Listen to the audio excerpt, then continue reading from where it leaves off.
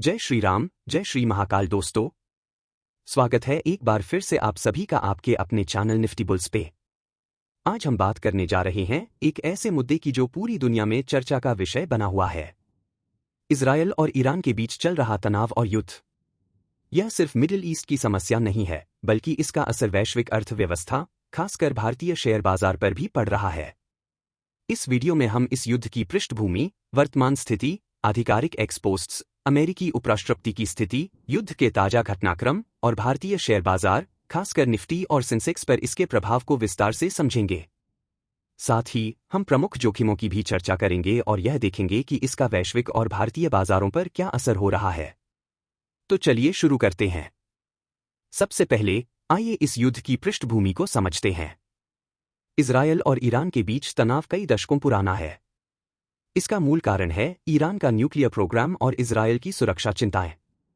Israel का मानना है कि ईरान का न्यूक्लियर प्रोग्राम न केवल उसके लिए, बल्कि पूरे मिडिल ईस्ट क्षेत्र के लिए खतरा है।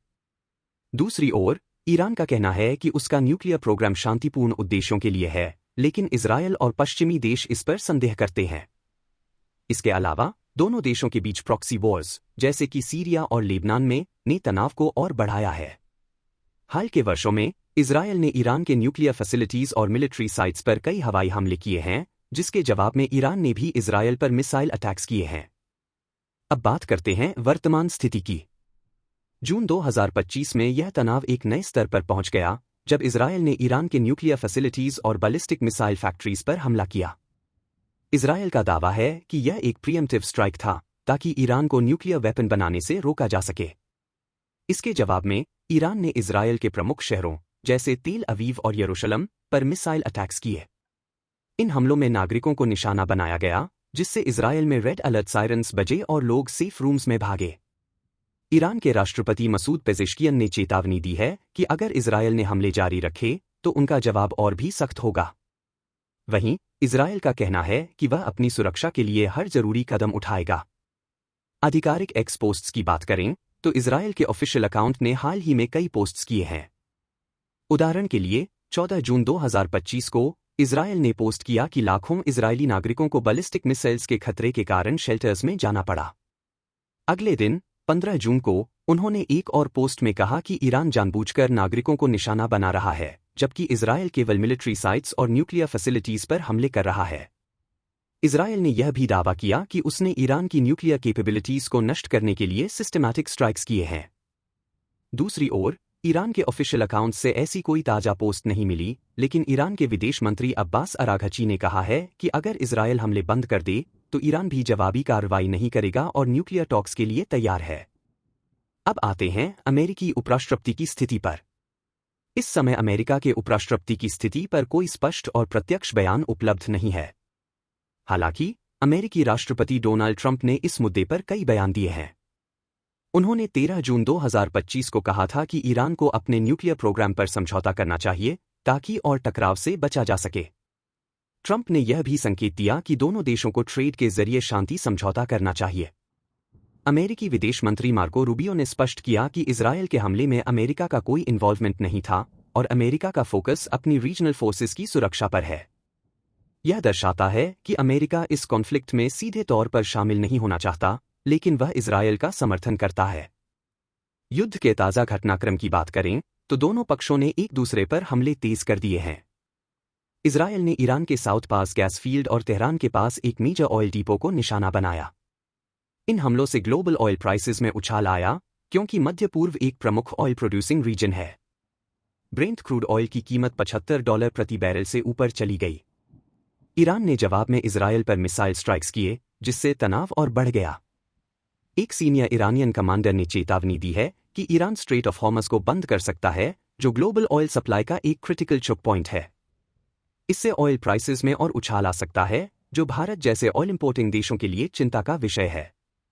अब बात करते हैं भारतीय शेयर बाजार पर इसके प्रभाव की। भारत 80% से अधिक क्रूड ऑयल इंपोर्ट करता है और मिडिल ईस्ट इसका प्रमुख स्रोत है।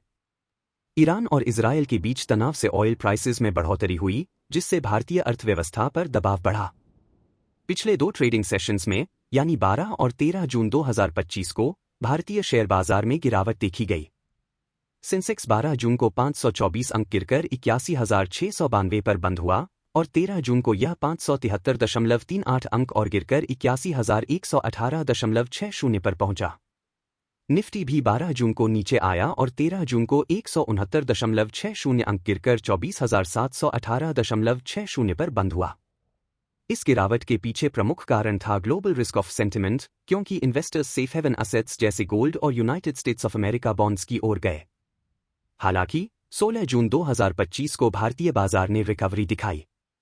सेंसेक्स 677.55 अंक बढ़कर 81,796.15 पर पहुंचा और निफ्टी ने 227.9 अंक की बढ़त के साथ 24,946.50 पर कारोबार किया। इस रिकवरी के पीछे एक कारण था डोनाल्ड ट्रंप का बयान, जिसमें उन्होंने संकेत दिया कि इजरायल और ईरान के बीच शांति समझौता हो सकता है। इसके अलावा भारत की मजबूत मैक्रो इकोनॉमिक आउटलुक और अबव नॉर्मल मॉनसून की उम्मीद ने इन्वेस्टर्स का कॉन्फिडेंस बढ़ाया। फिर भी मार्केट एक्सपर्ट्स का कहना है कि अगर स्ट्रेट ऑफ हॉर्मज बंद होता है तो ऑयल प्राइसेस में भारी उछाल आ सकता है, जो भारत के लिए इन्फ्लेशन और इंपोर्ट बिल को बढ़ाएगा। प्रमुख जोखिमों की बात करें तो सबसे बड़ा खतरा है ऑयल सप्लाई में disruption. Iran daily 3.3 million barrels of crude oil produce करता है, जो ग्लोबल सप्लाई का 3% है। अगर स्ट्रेट ऑफ हॉर्मज बंद होता है तो डेली 20 मिलियन बैरल्स से अधिक ऑयल की सप्लाई प्रभावित हो सकती है। इससे भारत में ऑयल मार्केटिंग कंपनीज जैसे बीपीसीएल, एचपीसीएल और आईओसी पर दबाव बढ़ेगा।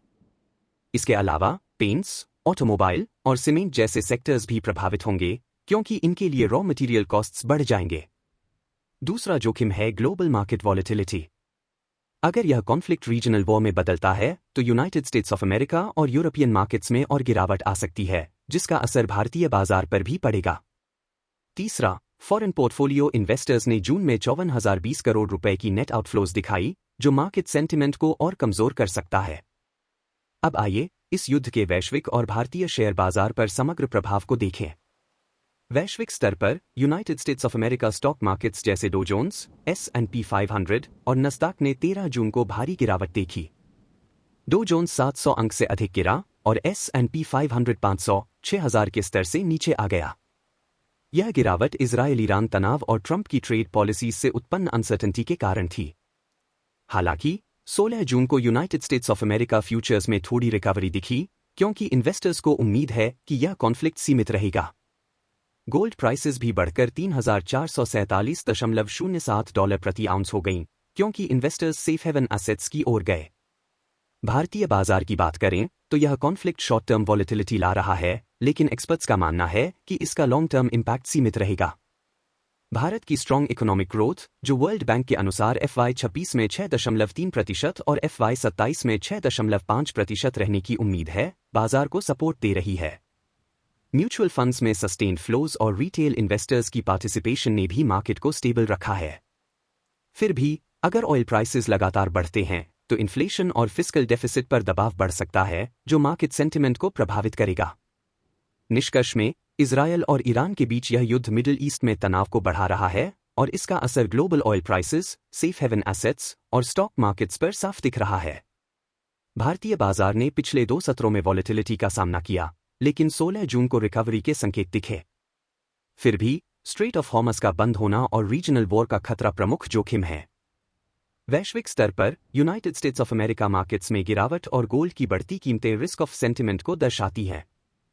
भारत में इन्वेस्टर्स को सतर्क रहने की जरूरत है, लेकिन लॉन्ग टर्म प्रॉस्पेक्ट्स मजबूत बने हुए हैं।